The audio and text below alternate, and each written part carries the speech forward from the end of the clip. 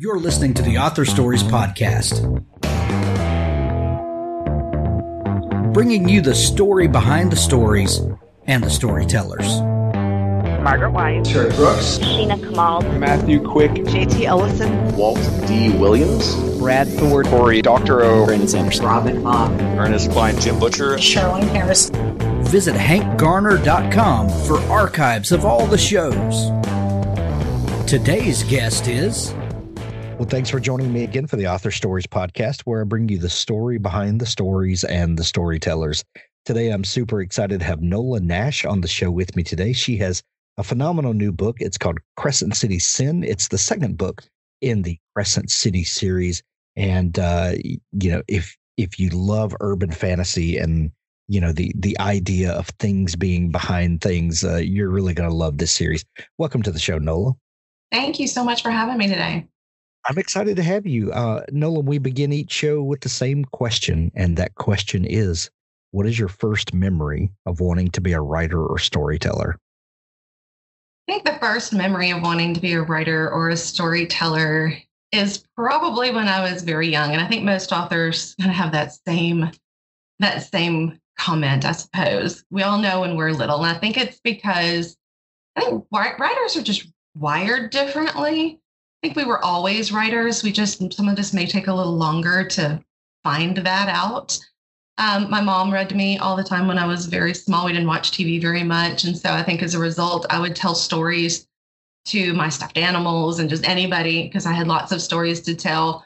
It wasn't until I was a lot older, though, that I decided to be a writer and write them down. I was actually an adult. I had 3 small kids. And I said, I've got stories to tell, and I think it's time they made it onto paper. But being a storyteller was something that I had done since I was very little. And like I said, I think we're all writers, probably born writers. We just don't always know it right at the very beginning.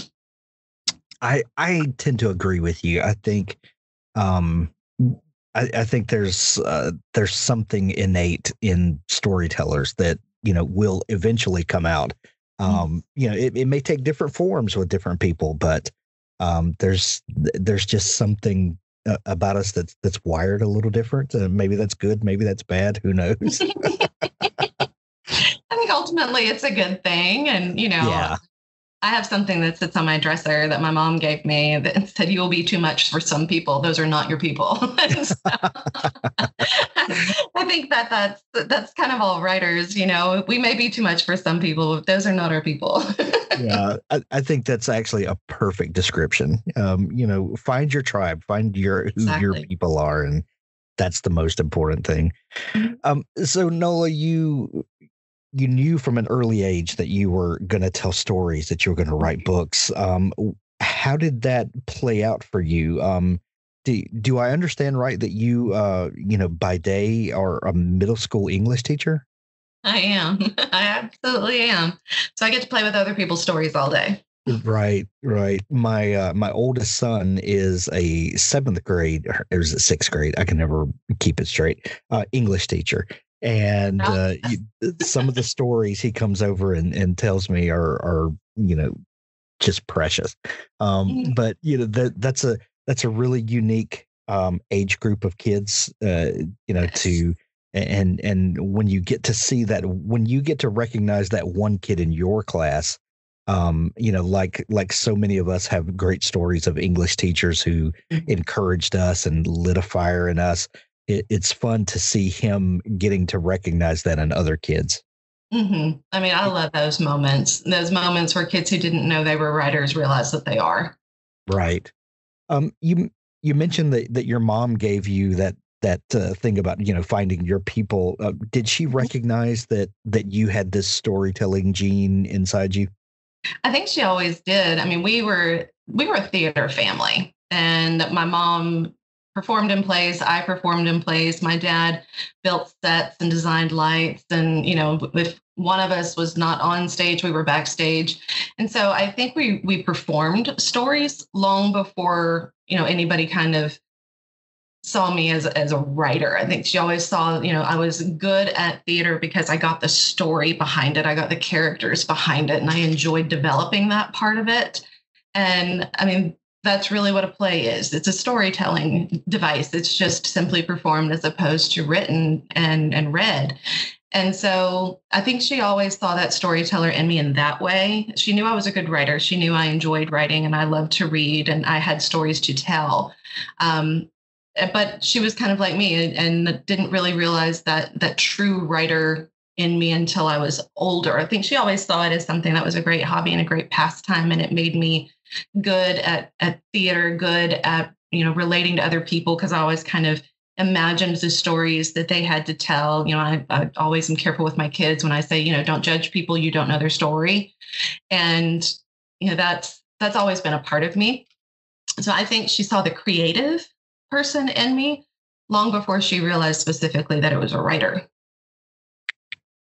As someone who has a theater background, who now writes prose, do you see a connection there? I have a lot of friends who were frustrated actors or maybe frustrated directors who now write prose, and some of the most interesting conversations we've had about it are about taking those frustrations out of the collaborative space, and now you are in complete control of the story and how it plays out. Do you feel that?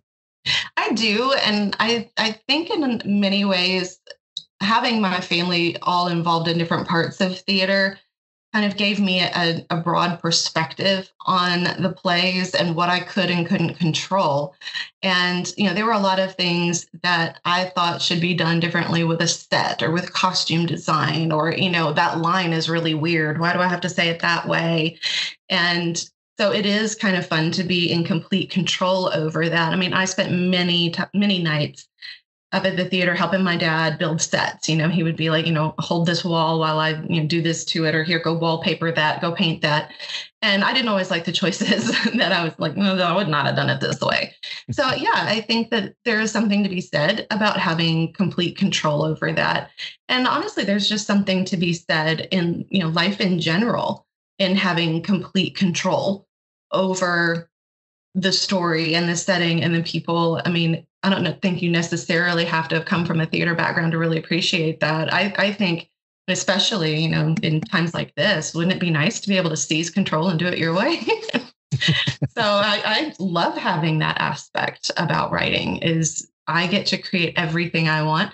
Now, I do feel like my stories and my characters tend to run away with me, and like I'm kind of trailing behind going, where are we going? Why are we doing this? Because the stories do tend to kind of tell themselves in a lot of ways. And, I'm not a planner by any means. I'm an outliner, and then I kind of just let the story take me where it's going to take me.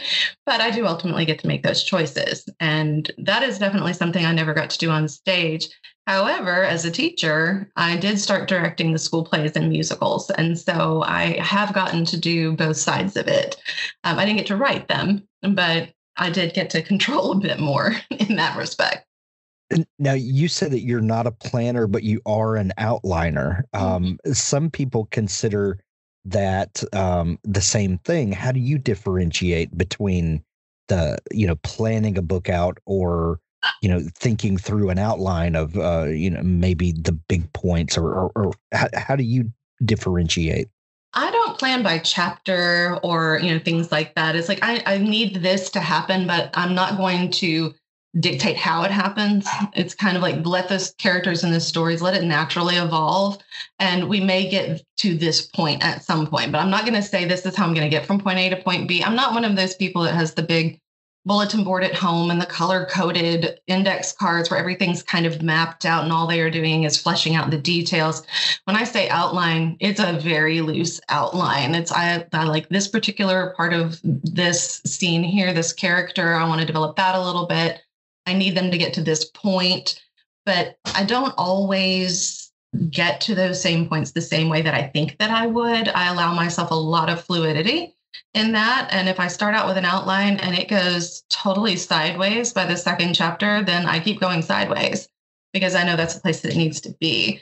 So I don't have the board at home with all the plotting and moving index cards around and things like some people do. I can't do that. I can't focus that way. It's too rigid for me. And I guess that's, the creative side in me. I don't know.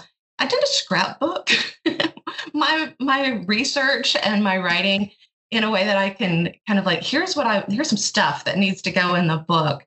And I guess it's planning in a way because I know the types of things that I need to put in there. I write a lot of historical fiction or fiction that has history in it.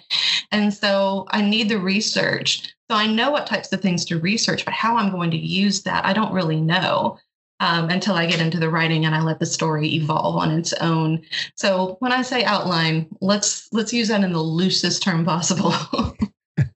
So you do like to think the story through before writing, but am I getting this straight that it's more of helping you to understand the story and maybe the bigger picture, so that you have some direction when you sit down to write, even though it's maybe not hard and fast rules set?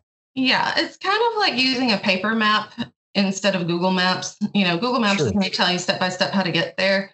For me, the paper map is going to give me, here's my destination, here's where I am, and look at all of these different ways I could go and get there. And I kind of just wander those routes, and sometimes they take a side street, and that's fine too. And I kind of follow that side street, and I can get there from this direction now. So it's more having a starting point and a destination, and the things that happen along the way tend to be a bit more organic. I like that description, that the difference between looking at a map, a physical map, as opposed to the turn-by-turn GPS directions. Yeah. I really like how that breaks down. So Nola, when did you decide to write your first novel? And was Crescent City Moon your first novel, or were there others before that? Actually, the one that I wrote first, that the story I truly wanted to tell, is being launched in the spring, reimagined and reworked. It was one that I loved the story, I loved the characters. I didn't have the experience to write it well. And I left out like a point of view that needed to be in there. I kind of kept it focused too much on one character. It was a great growth exercise, but it was ultimately not the novel that it needed to be. But I learned a lot through doing that. I learned a lot through pitching that and getting some feedback on it, that I was hesitant to take it first. And, let's be honest, nobody likes it when you criticize their child. And I was real defensive, thinking that I had done everything the way that it needed to be done. And it wasn't until I said, well, I'm going to put that aside because, clearly that's not the one that needs to be written now. And I didn't write for a while. And then I had the idea for Crescent City Moon. And I said, all right, this is something I'm passionate about. I've learned some lessons from that first one. Now let's work on this, taking all of those things into account and, make it the book I'm truly passionate about, with things included in it that I'm truly passionate about. And let's see where that goes. And it was a much better book for the learning process of the first one. Now, I did take that first book and reworked it and, almost essentially kind of deconstructed it and reconstructed it and added a whole lot of, here's a whole other wing over here in this novel house. And now it's a book that I'm incredibly proud of. But had I not failed at it first, I don't think there even would be a Crescent City Moon, because that idea came more out of writing out of passion for something as opposed to writing because there was a story. I think you need both. I think you need the story and the passion. And I found the passion with that book after I kind of learned all of those lessons. And so now it's coming out in, like I said, in the spring. And it's called Sylvie's Pen, and it's the first in the Sylvie series. And I'm passionate about it now. But that ultimately was the precursor to Crescent City Moon. And I shifted focus. I mean, they're both set in New Orleans. They're set in different time periods. Sylvie's Pen is true historical fiction. There's no paranormal elements in it whatsoever. But the magic and the mystery of New Orleans kind of tugged at me and said, let's tell a darker tale. let's weave these things in that you're passionate about and see where the story goes. And so taking the same setting and looking at it through a different lens is what ultimately birthed that next series, or the Crescent City series. You could have a series based in New Orleans and not have any paranormal elements, and it's still going to be a weird New Orleans story. And this one is, I mean, the Sylvie's Pen story is truly weird too. I mean, it's funny, and the Crescent City series is anything but. I mean, there's a couple of light moments in it every now and then. There's something funny that's said, and even our villain is funny from time to time. But, the Sylvie's Pen series is a bit more like the Victorian romances, the Georgette Heyer books, and, lots of innuendo, missed connections, sass, and all of those things. But when you mix that in with New Orleans culture, and it's its own beast, and it's a lot of fun. It was a lot of fun to write, especially the second time, kind of going through and adding more of those things that I loved so much about the city and some of the characters that I created.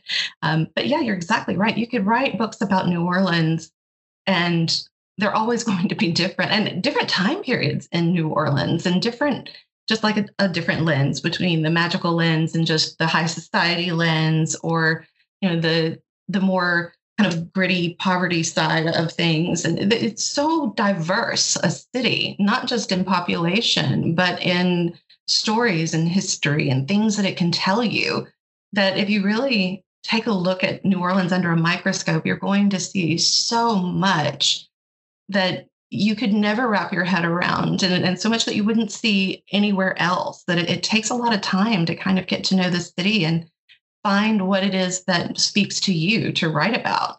And, I've chosen an interesting time period in New Orleans that not a lot of people, think about as a time period to write about. And I mean, the Crescent City series starts in 1829. And, that's kind of an odd time to write about. You tend to think more, jazz and, the speakeasies and red light district, all of that stuff with New Orleans, or you think, Civil War, antebellum time. And bringing it back to 1830s was an interesting time period to work with, because there was a lot happening, a lot changing, but a whole lot of old traditions that were still being clung very tightly to. And so it was fun to work with all of that. When you're thinking about the 1820s, 1830s, you are, barely one generation separated from the founding of our nation. Mm-hmm. But so much happened in that 50, 60, 70 year period. And if you were to look at those, it almost seems like two different worlds, from those two time periods. Mm-hmm. What was happening in New Orleans around this time? What was it that fascinated you, that you knew that you had to write about this time period? I think it had a lot to do with what was allowed in that time period that was not necessarily accepted in other parts of the South or anywhere else. There were a lot of freedoms in the city of New Orleans, religion-wise, a lot of freedoms given even to slaves in the city of New Orleans that would not have been given anywhere else. And so there was a very distinct mixing of culture in that city that, as time marched on closer to the Civil War, was restricted quite a bit. And so you had this beautiful tapestry of beliefs, of, spiritual beliefs, the magic, and, the high society that really collided with kind of the grittier side of the city that was just blocks away in the warehouse district. And it's fun to kind of explore all of that was going on. And then you've got, so much undeveloped land around the city at that time, that it was very difficult to even get from New Orleans to Baton Rouge because of the vast swampland that was between the two.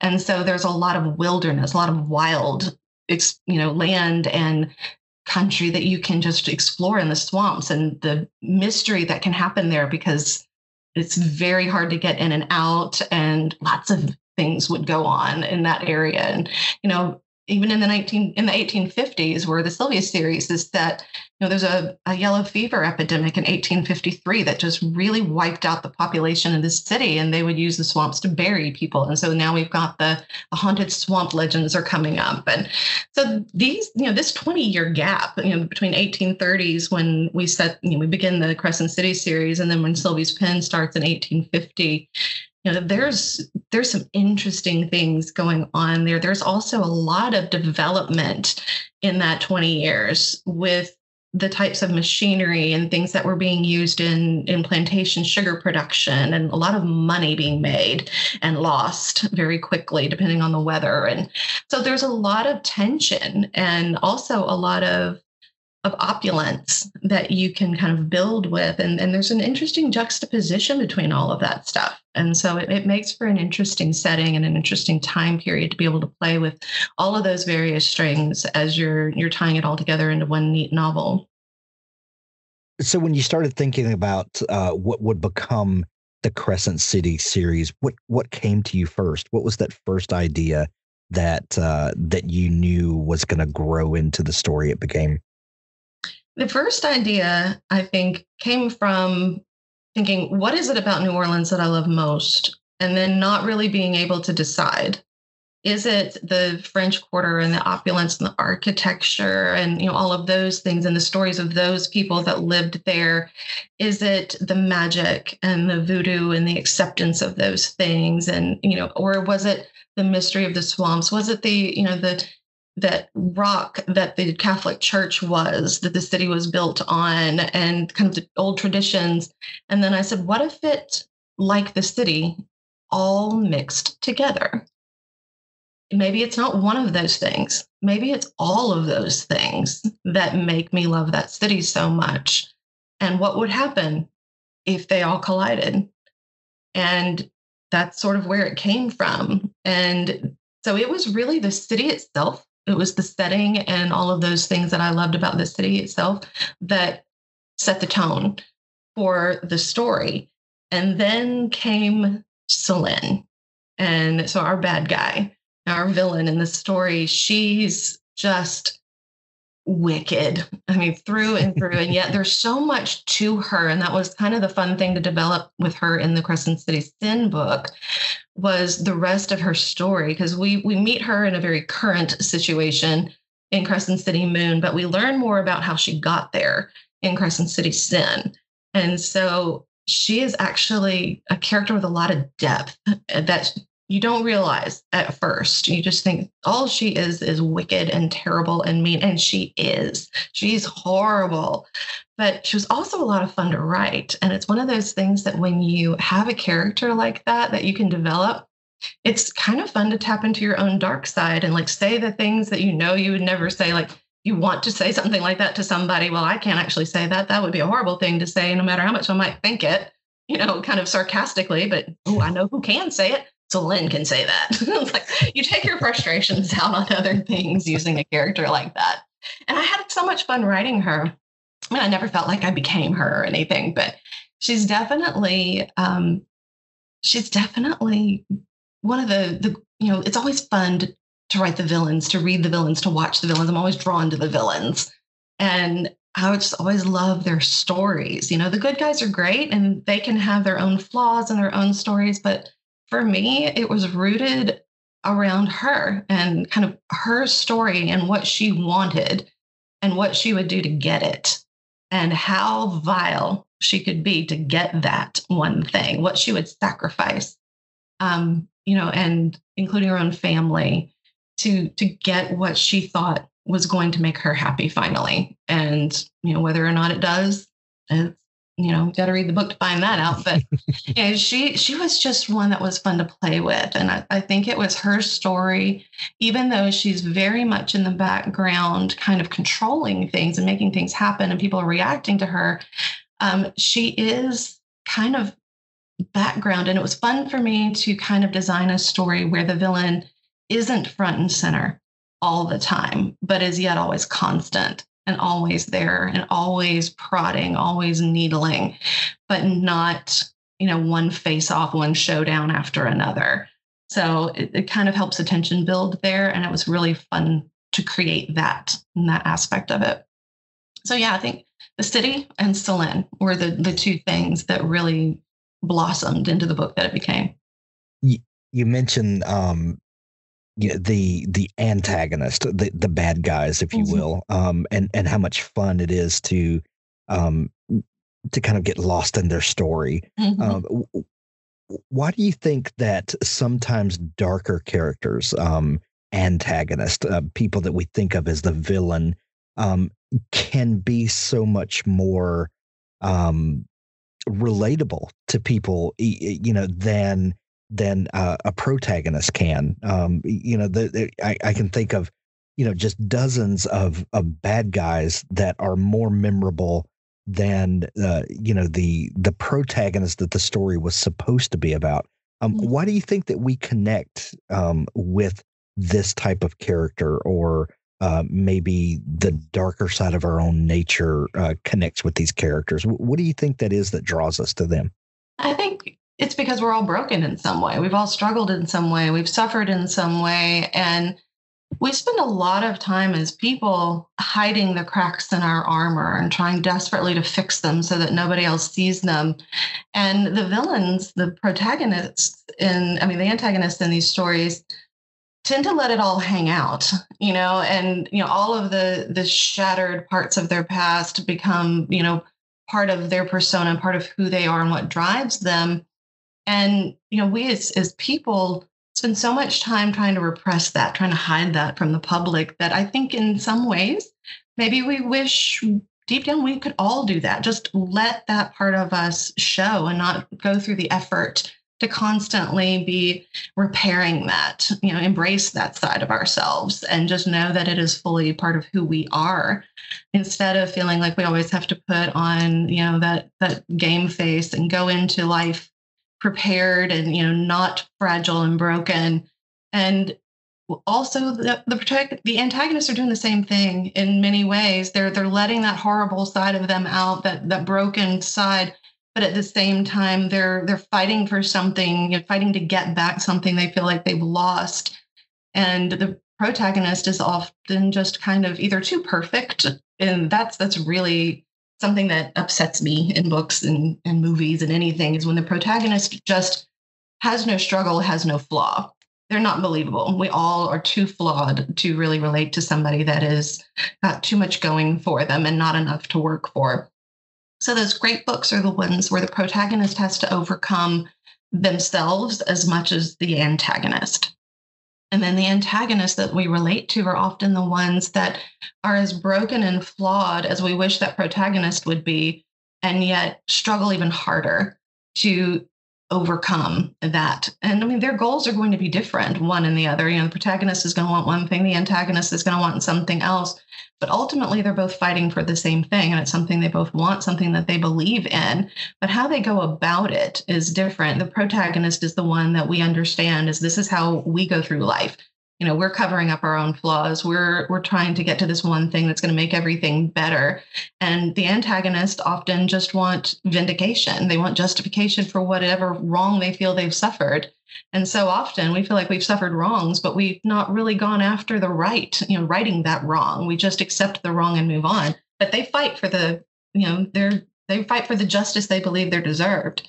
And so there's not a whole lot of difference in protagonists and antagonists as much as the drive for justice and what that difference in justice is. And we as people often don't fight for that. We kind of accept that was done to us. And especially in the South down here, it's like, well, bless their heart. That's just the way that they are. And then we move on. And it's like, we don't stand up and go, no, that was not okay. What you did to me was not okay. Right. And we don't do that. And, that's a cultural thing. And I think that's maybe secretly, especially Southerners, that's why we like those villains, is because they are standing up and going, oh, no, honey, I don't think so.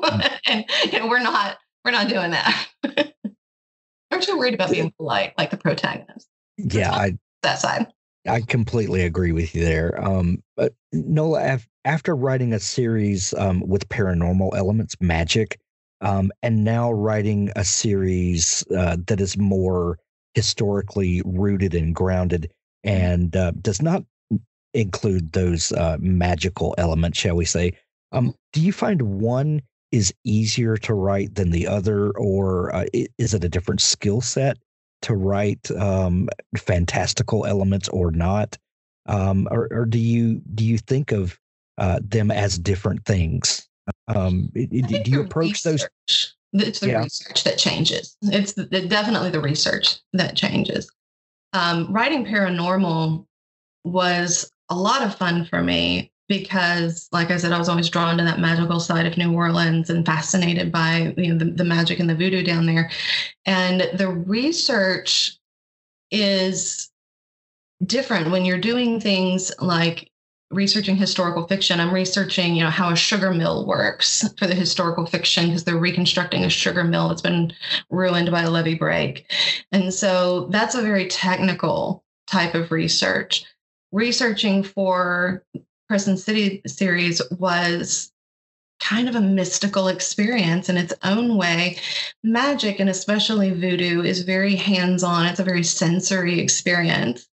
And so my researching for it had more to do with what I learned how to do, not what I learned about. And that was definitely more fun to research, is learning how to read tarot cards, learning how to do candle magic, how to carve a candle, how to dress a candle, having a seance to know what it was like, with a friend of mine who's a medium, and, working with some of the herbs and crushing the herbs to know how they smelled and how that felt when you do it. And being able to experience that research hands-on, very tactily, as opposed to pages in a book and, looking online for things and just, the lots and lots of reading. So while they're very different, it's still research. But if given my choice, I would rather research by doing than research by reading. However, in college, I was an English and history double major. And so the historical fiction, even the researching of the more mundane things, is still interesting to me. And I still find a lot of things that, are hidden gems that I end up working into the writing simply because it was an interesting thing that I read during my research that I didn't know about. But I love that tactile, hands-on, creative process of researching the magical side of things and the paranormal side of things that made that book special. And my goal with it was to not Hollywoodize any of that. I didn't want the magic and the voodoo to be tainted in any way. The people of New Orleans take all of that very seriously. It's special to them. It's faith to them. And just like I wouldn't sensationalize anyone's religion I wouldn't sensationalize anyone out there. I don't want to sensationalize the voodoo either and what's important to them. And so it was very critical for me to make it authentic. And so that meant learning by doing and really getting in there and talking to people about their faith and what they do. And honestly, I think it makes a better story because when you look at the non-sensationalized version of things, the voodoo and the magic that are in it, it's so close to believable that it makes it very, very easy for the reader to suspend their disbelief and walk into it because it's doable. It's, anyone can get those ingredients together and do that. You don't require special talents. You don't require special tools. You don't require special powers to practice voodoo.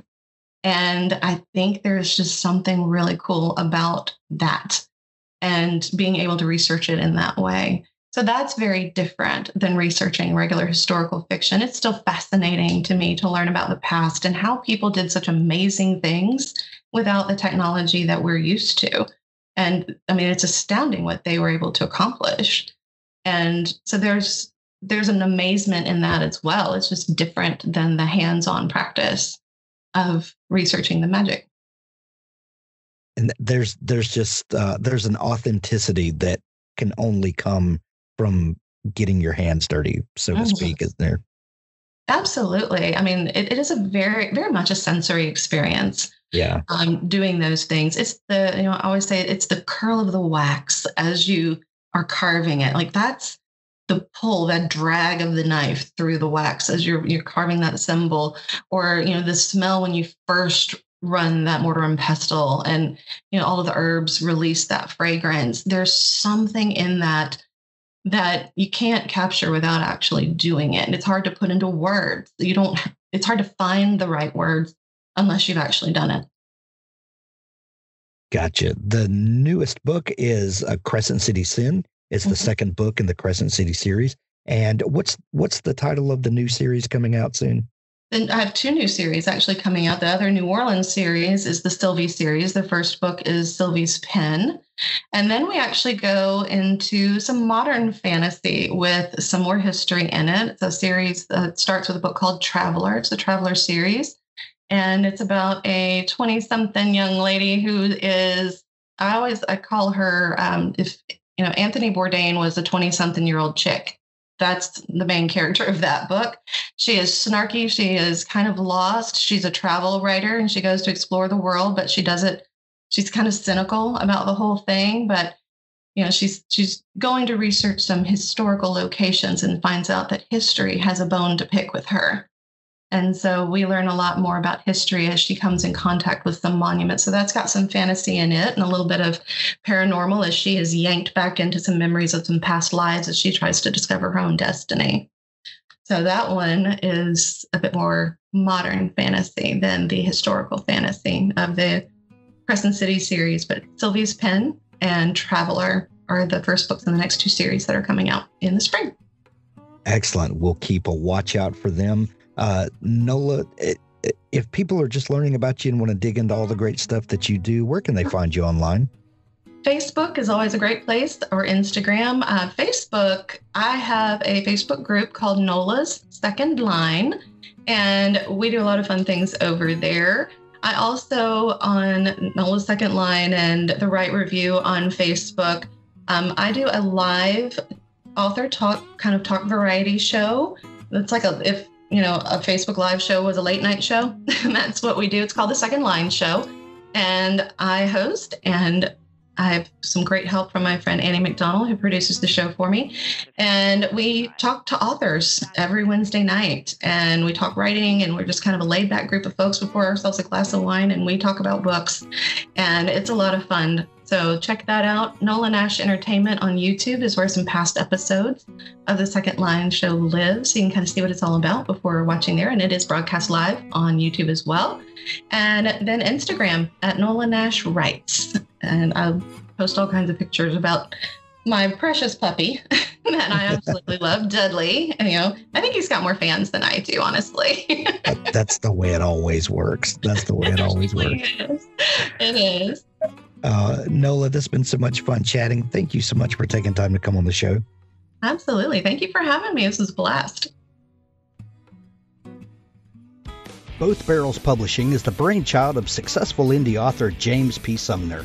He has self-published over 15 titles in the last 5 years and has over 800,000 downloads so far in his career, meaning he has a wealth of knowledge and experience to share with the indie publishing community. Knowing the struggles of the modern-day indie author as well as he does, he wanted to create a platform that would allow writers of any level to learn the ropes, navigate the pitfalls, and produce a professional novel without wasting time or money in the process.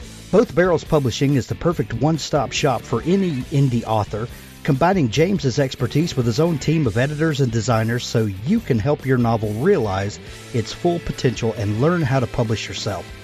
The purpose of Both Barrels Publishing is to help indie authors get their novels ready for publication without all the stress, hassle, and unnecessary expense. We want to make your lives easier, which is why we're giving you access to a top-notch team to publish your novels, along with a generous discount on their services. You can also work one-on-one with James to learn the intricacies of self-publishing. No hidden cost, no false promises. We simply want you to publish the best version of your novel. BothBarrelsPublishing.com.